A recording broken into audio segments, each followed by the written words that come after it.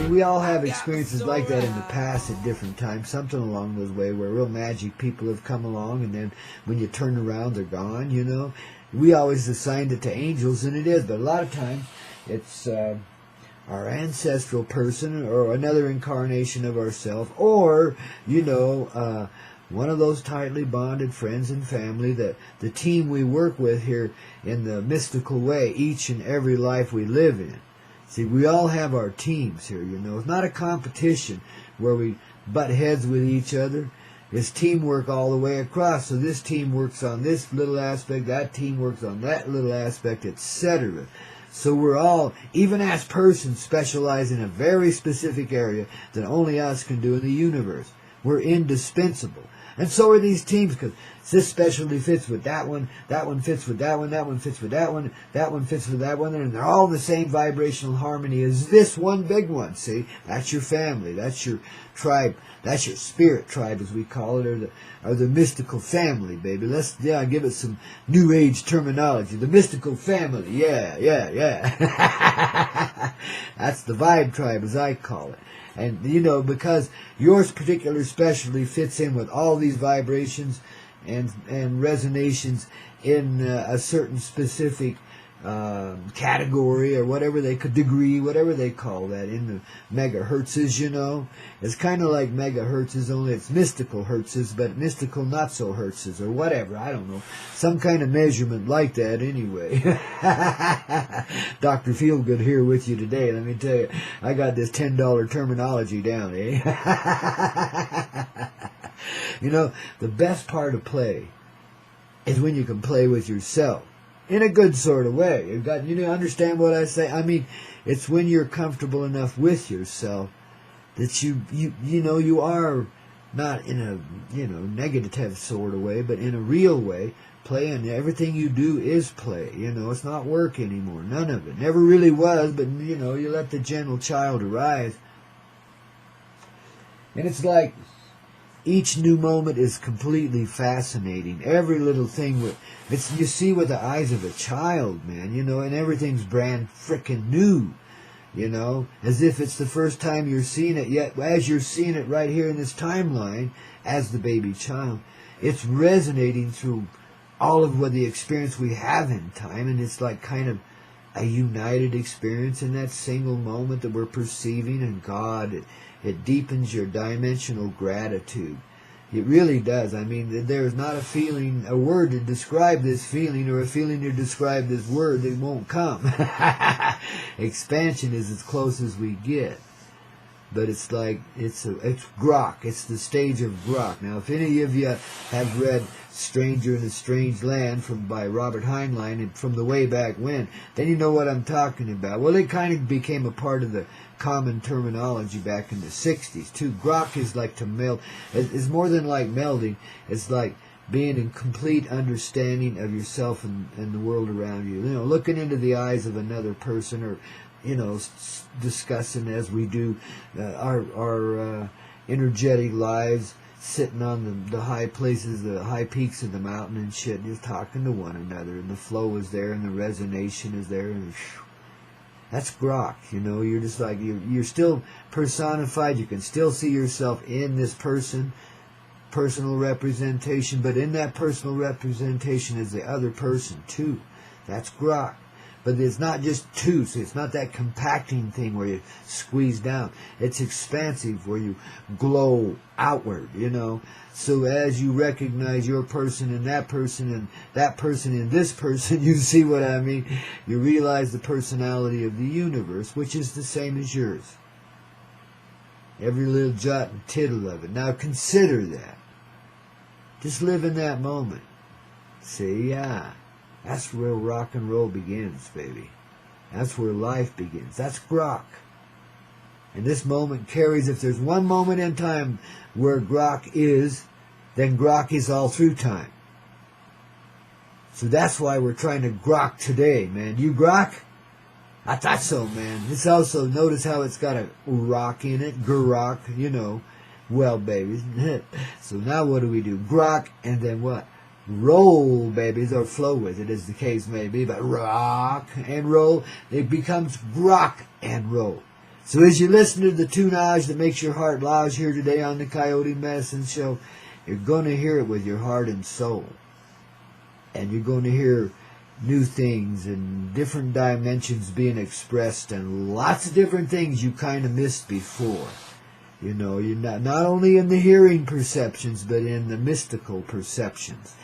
Little hints and clues, some real identity things, man. Some things, you know, some common energies are addressed in all of this tunage. That means, you know, it's a uniting force. And if we recognize that it is a common energy, then everybody that listens to that tune, all the hundreds of millions of people and billions in some cases that listen to that tunage, man, are in a same vibe and having a very similar experience, because these musicians, through the heart of the universe and the angels that assist us, were able to channel in that, channel in is the right kind of word, but it's not exactly like that, because it lives in us, you see. We're able to expand into a higher state of consciousness, sometimes with the aid of some pretty terrific drugs. They had a lot of money, they could buy the best. Crazy shit. But it does.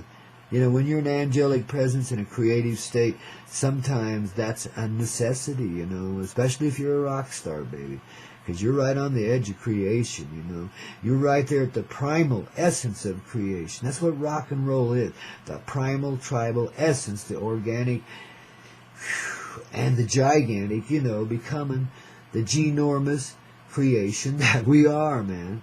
Rock and roll, when you understand, when you are living in an understanding place, you see, and you know, when times are difficult and the world around you is grinding you down and you sell your soul to get your rock star status, etc., then you got to be clever in your own way, and you've got to use whatever devices come your way. Now I'm speaking for the rock stars that have come our way in the past day.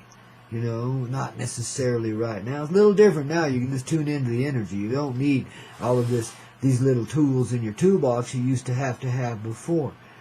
But this was part of the expansion. You know, if you're going to let yourself release into reality again, well, you know, it takes a little building up. And so these musicians, as the angelic presences they are, understood that in some kind of primal way, very deep.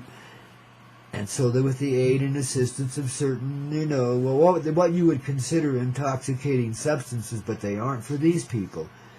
They're awakeners. They're the gateway to open up so they can see a little more expansive view and sing their heart from that place. Like, you know, it lets a little of their angelic presence in, basically. You see, and everybody kind of misses that. But when we're into the tunage and rocking, you know, you can't help it. Do a little cherub dancing or get up and shake your booty or whatever, because it's just so moving. And you can feel the power of the universal connection of everyone else that just loves that song too, right along with you, feels that identity and feels exactly as you do in that moment where that music's being conveyed. You see? This is a unifying nature that we kind of snuck into the rock and roll back in the 60s and the 70s, don't you know? A lot in the 80s, too. And since then it's gone, you know, but it's always been expansive, you know.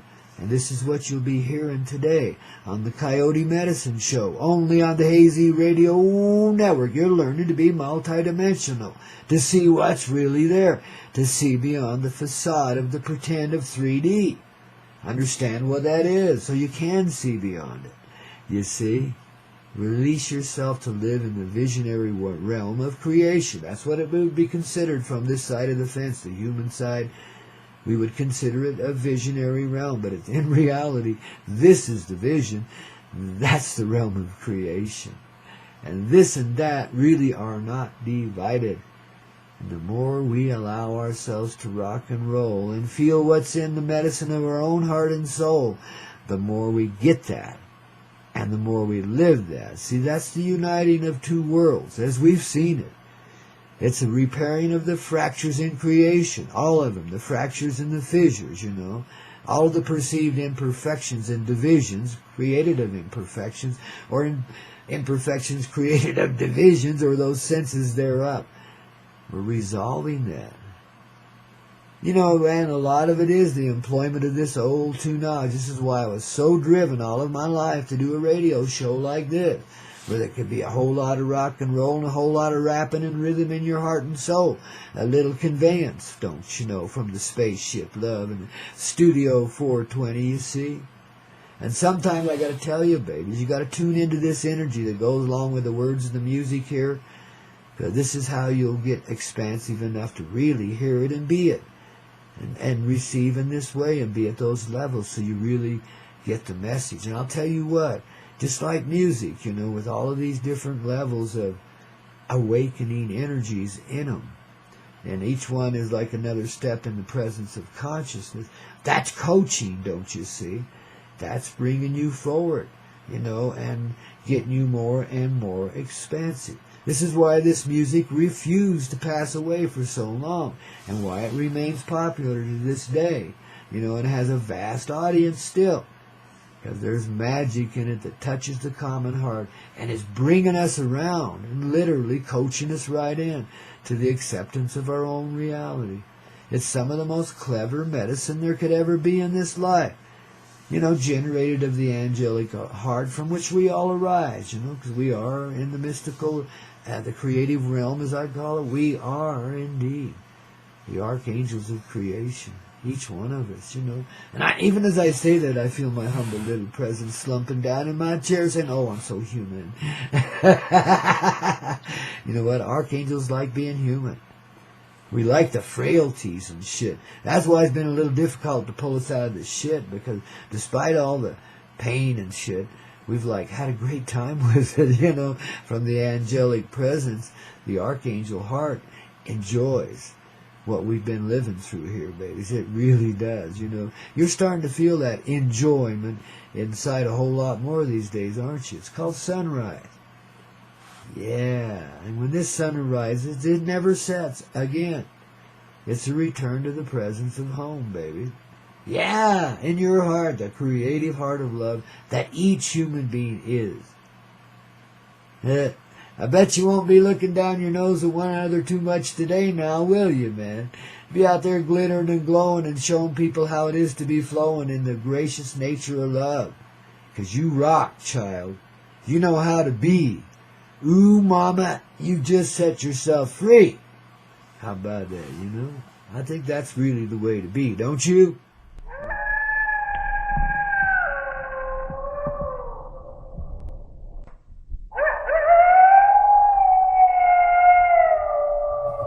I'm sure a bunch of us remember one of these nights from the way back when that song first floated in from the angelic realms and became a work of the Eagles, that musical group of teenagers that just made our hearts so much larger back in those days and brought forward dreams and visions in sneaky little ways and got us a little more focused on love, because all of us had that little secret dream, you know, one sort or another, you know, a little love thing that should work out one way or another, you know.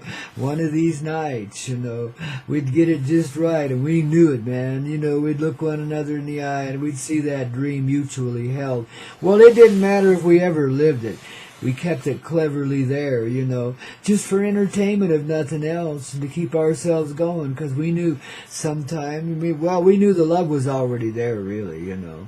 We didn't really need to complete it. It was in that dream. It was already completed, you know. And beautifully so, babies, one of these nights. Oh, my God, we had it just right. We didn't even know it, of course.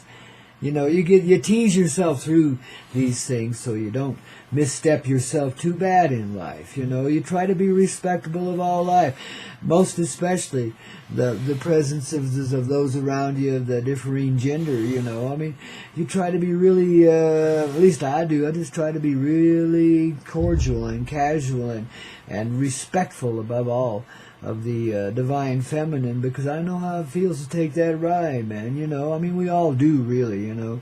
We know the feelings of her mother, if nothing else, you know, because we grew up with her one way or the other. And usually she's pretty difficult. Now, I know some people's mothers that weren't so difficult, and that's a blessing, man. You know, and I'm sure they, just like the old backup singers of songs here in life, man, they hold that energy for the other mothers that can't quite live that way. You know, you got to understand, boy, we're all born into different recipes here. And some of them ain't so dear. Some of them are pretty harsh, man. and people die while they're still living. I mean, you know, their soul presence just isn't there. You know, it is in some way, and you do see it flash out every now and then. So you know they're not totally dead, but ooh, they're like just so asleep. They don't really understand that they're hurting you in that way. They think that's just the way it should be, you know. My own parents, you know, bless their loving souls. They're no longer with us, of course, you know. At least not on this side of the fence, but you know, there was extreme difficulties between us because I was just born so different than they were, you know. We'll get into that story sometime here soon so you can understand a little of your own story a little deeper, eh? But, you know, there was great differences between us and outright hatred at times, little flashes of that shit, you know, along the way. But, you know, as I got a little older, I began to understand them and where they were coming from. And the world they came from wasn't the world I was living in, you know. It was a different world. It was a conflict of realities, you know.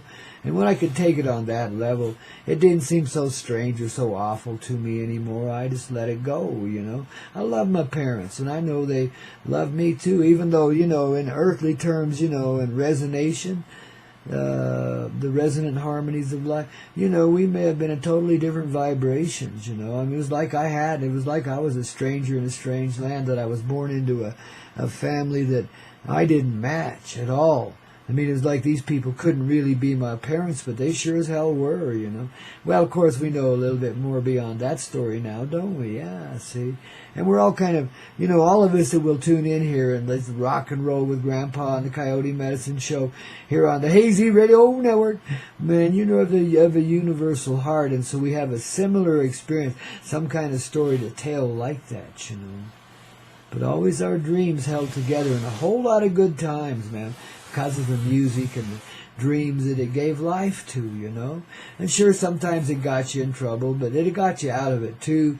I mean, you know, when you were feeling blue, what did you do? Turned on the dang radio and wailed away with, you know, the likes of Willie Nelson and, you know, Mel Gibson. And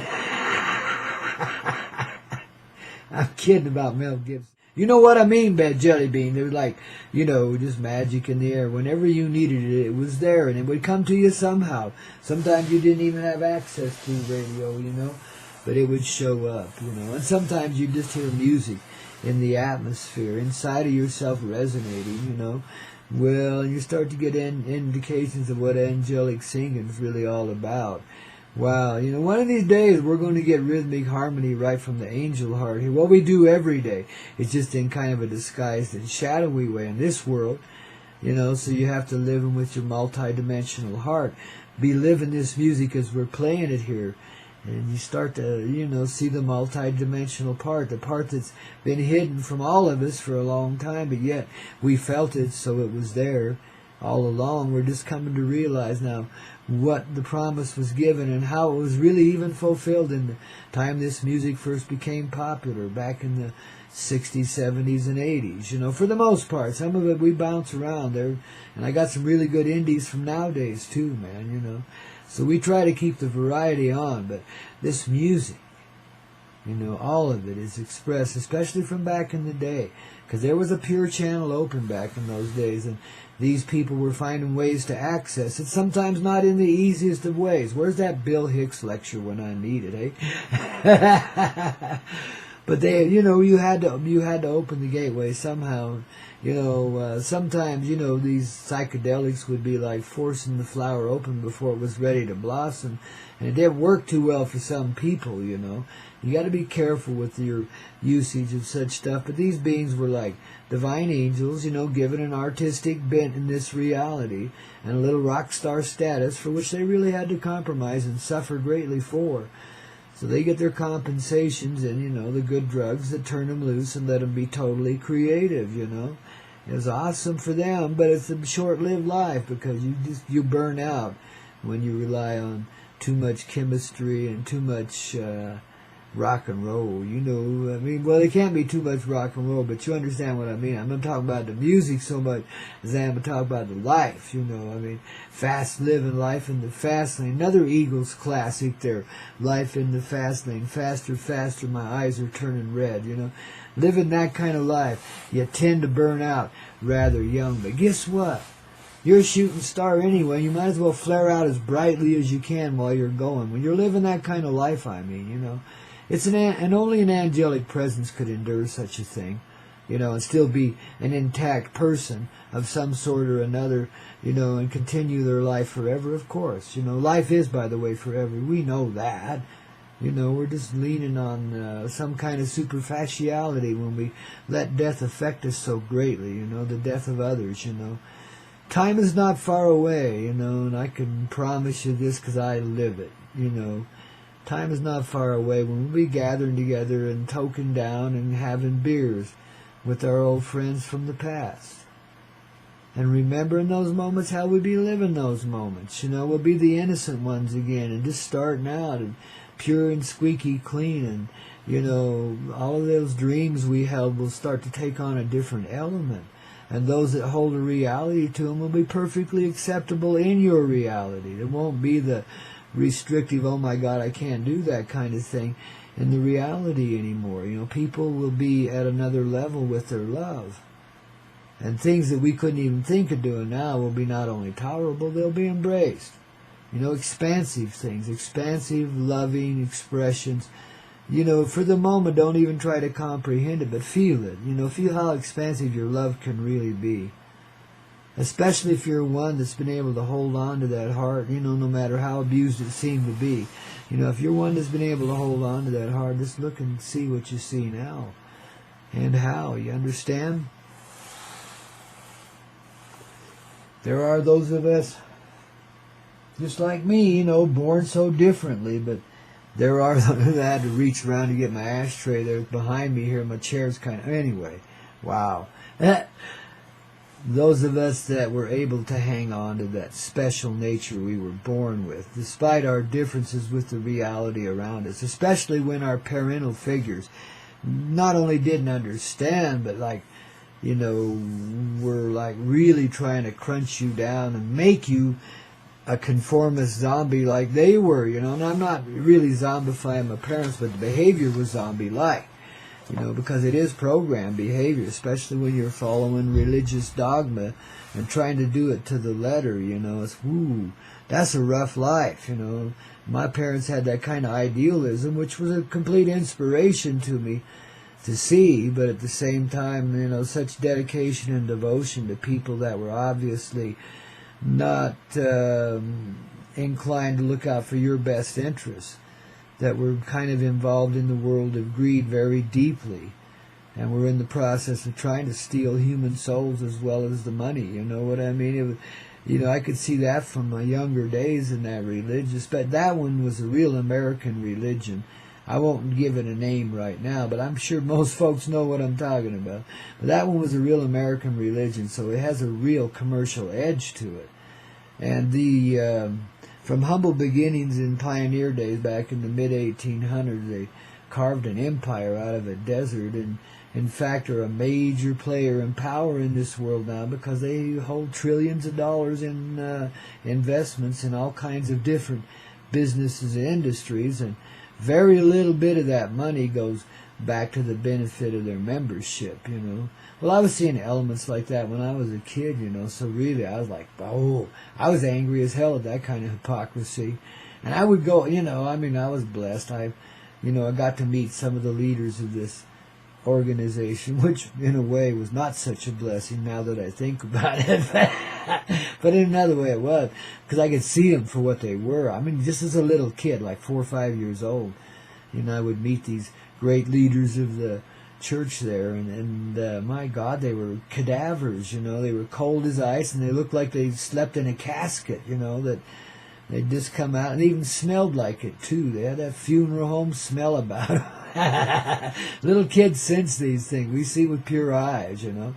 And, you know, my mama was trying to groom me into being one of those, you know. That was her dream, that one of her children, and I was her shining sun now, baby. And I was going to be her little rising star there in that church and be one of those guys when I got a little older. And I was looking at them guys, and I'm going, hell no.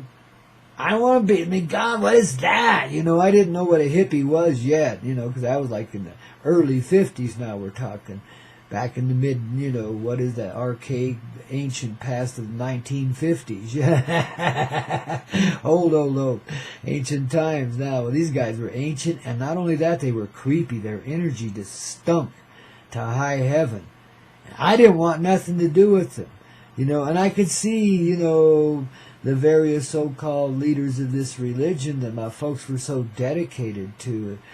For the heretics that they were, they get all emotional and sweep the emotions of big audiences of people and bind them in the heart once again to the dogma and beliefs and practices of this particular one and only true religion that happened to be just right where I was. Oh God. A rough one, But it was, but I could see right through these guys, because these same guys were millionaires and billionaires and, in control of some of the most brutal empires around that paid their people meager wages and tried to steal from out of their checks on top of that. And if they could get away with not paying an employee, they would do it. If they had some excuse not to pay you for your work. To me, that was really kind of the lowest kind of business. But these guys had a real, just generally speaking, the religious organization as a business empire held that. And all of their businesses that they held that I knew about, that I could see, were like that. They were chintzy boogers, and they invaded people's personal lives on top of that and tried to manage people's life 100%. Kind of the way the government's trying to do now here in the U.S. of A. and across this earth too, the dark empire trying to rise up again. Well, we already had it there in Utah, only it was disguised as bright light, and everybody was perceived as squeaky clean, and they couldn't do nothing wrong. They were all just such nice little starchy, fall in line religiosity members and stuff, What a strange world. But the galactic reality is present there, just like it is everywhere, So there's kind of a neutralizing effect of the toxicity that I didn't necessarily see back then. All I saw was the toxic nature of it, and I began to regurgitate, in kind of compulsive sort of ways. But, you come to understand your difference, and you come to appreciate it by going through such harsh conditioning as all of that, and having to live beyond the dreams of others that they try to impose on you when that particular dream really don't fit you. Yet in another way, because I'm this rock and roll DJ these days, I get to fulfill it that way.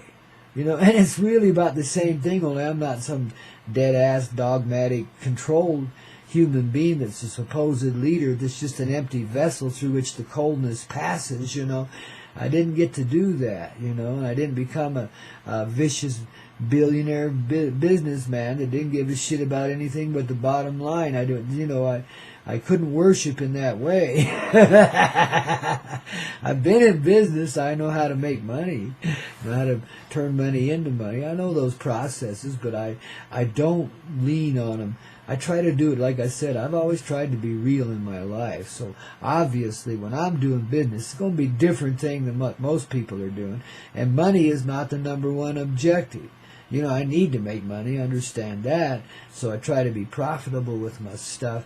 But I'm the kind that'll give away more than I'll make some days. I do it too, and I feel sorry for people. And I also am a real strong believer in customer service when I'm working in a business world. So then I try to take care of my people. If there's a difficulty, I'm the guy that goes there, even though, I'm not getting paid to do this or nothing. I'm the guy that, gets on the horn or goes and sees somebody and gets the problem straightened out for them, That's the kind of service I would try to render, Which, of course, you don't make a lot of expansive money that way because you're tied up in, helping people out a lot. This depends on what kind of industry you happen to be in, but some are more, more intensive in the customer service areas than others are. A lot of things you can just sell it and people will buy it, and they're happy with it, and that's that. But not with me. As I learned and grew through the business world in my seasoning and traveling and truck driving and all that. I've been in a vast number of different occupations too. I like to try out things, I'm a chameleon. So anyway, all of that experience, I look at it now, and what a blessing, what a divine. I went through an educational process in this lifetime that many people would spend 1,000 lifetimes trying to gain that kind of experience and that kind of awakening attitude because of that experience. The death that leads to life. The living dead that come back to life and get to be it and inhabit a space like that. And I've been the living dead. Well, all of us live on borrowed time, of course, you understand. Death is always right there.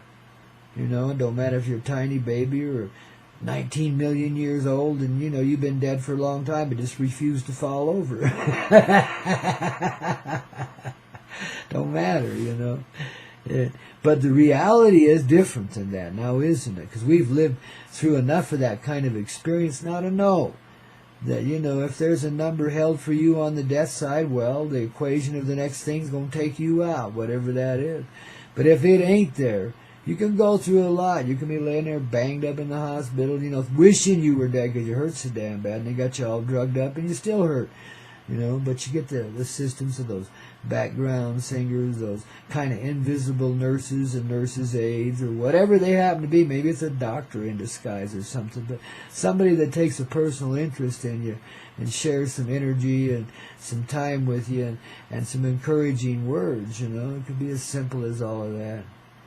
You know, the miracles we create here, the lives we live, you know, are just, you know, I mean, if you look at my kind of life, just as an example, you know, where there was all these crushing energies in your childhood, it's amazing I'm still alive and talking about it.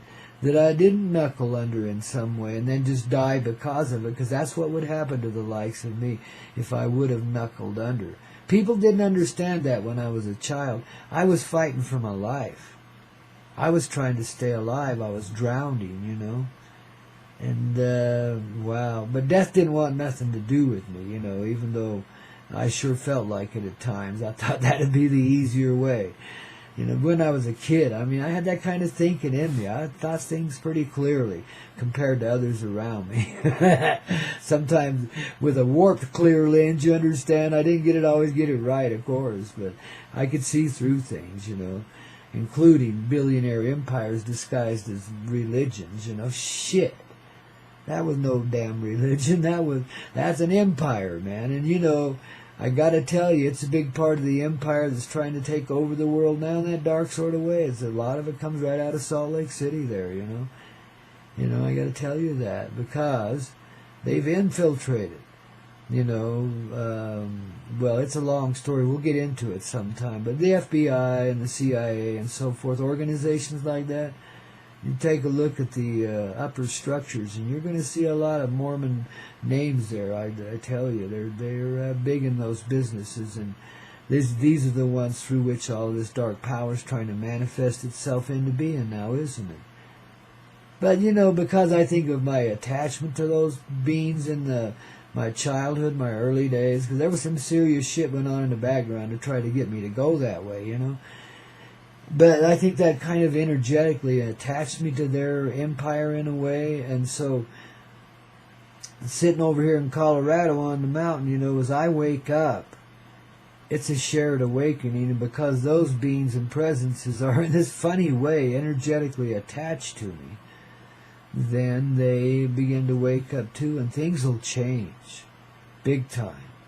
When a heart's awakened, it lives in a more compassionate space automatically. It sees life quite differently than it ever has before. And what meant so much to it a minute ago don't mean nothing at all now, including profits and losses and the ways of business and money. You know, suddenly it's a strange world, and it's not one they're comfortable in anymore. So they'll either, you know, release themselves from it and put it in better hands, or they will find their own hands being far more generous for the benefit of the people. And, you know, this whole thing will reverse. I mean, even if we don't step out of the 3D. But of course, this is mystical already, but the whole thing will reverse. And the flow of the wealth will be to the people, and the empires will dissolve into the empire of the people, you see.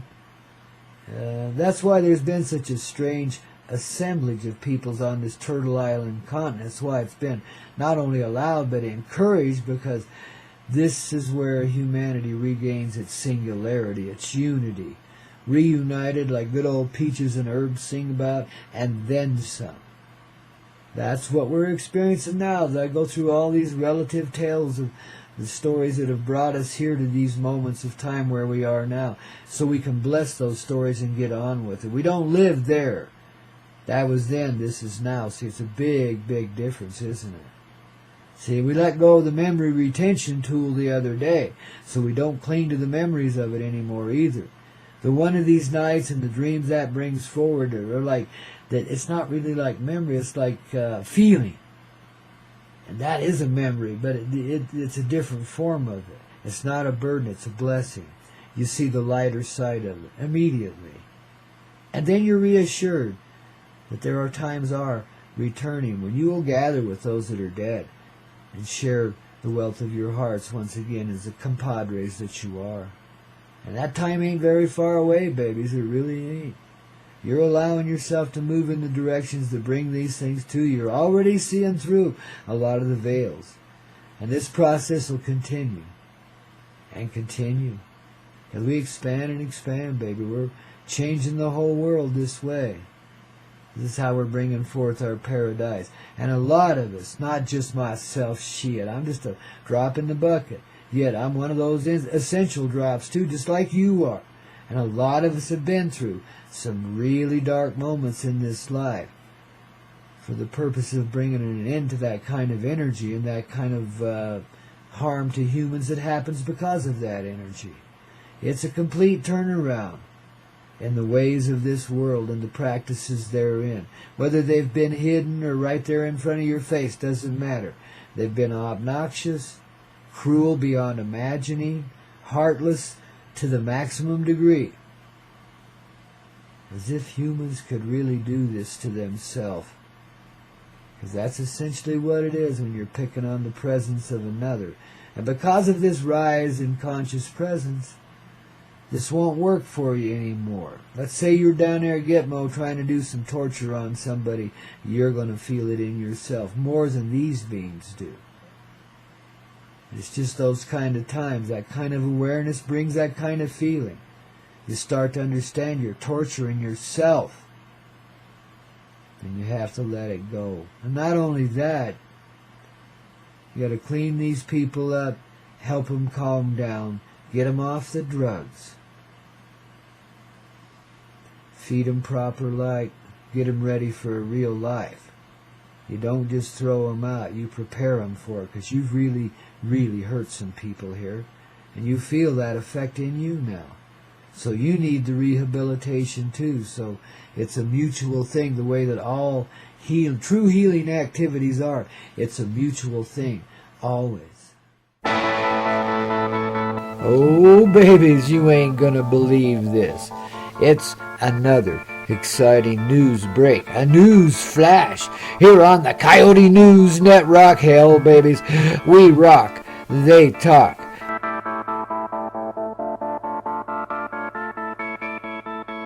Oh, and they're not talking very clear right now, are they, dear? Not at all. Goodness gracious, your talking head that says what you want to hear said, man, right here on the Coyote News Network with a news flash from the heart of the universe at last.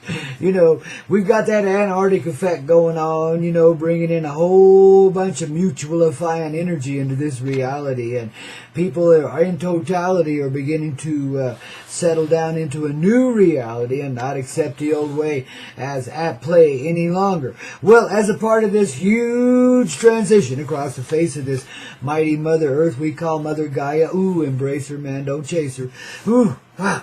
And how. But anyhow, we're out here in the Coyote News Network, we know and how, baby. And we're here to share it with you each and every day, Monday through Friday, as the news occurs, baby. You get the views you can use and so much more here in the Coyote News Network, don't you know? Because we rock, they just talk, man. They're lame and tame and oh my goo, you know what to do, man. Go crash into that. No, don't hurt anybody, but crash into the studio and get their attention, please, man.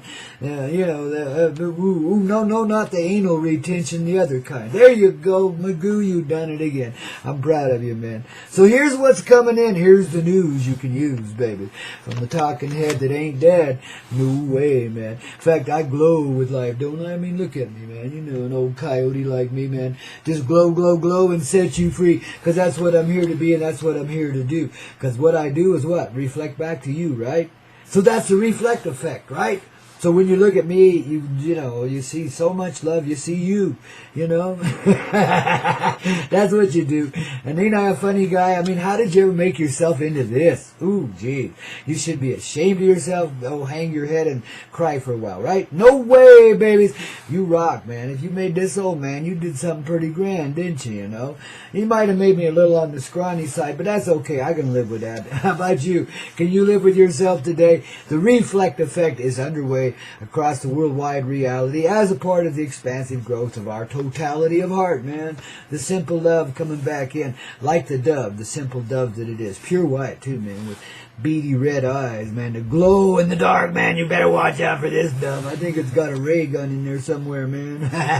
The rays of love to bring forward your heart, babies. And a part of that art is to see yourself as you be, so you can reflect yourself better into the reality with a totality that carries the finality of an ever-expansive creation that is then just the beginning. And you just sit there and grin and say, wow, how did that all happen? You know, because it's the news you can use here, baby. So just expect when you cast out your views, they come right back to you, because the reflect effect is on here in this reality with totality and finality, babies. In other words, you can't outrun your own bullshit anymore. It's right there in your face rather immediately. Don't you dare call it karma, because it don't carry no weight.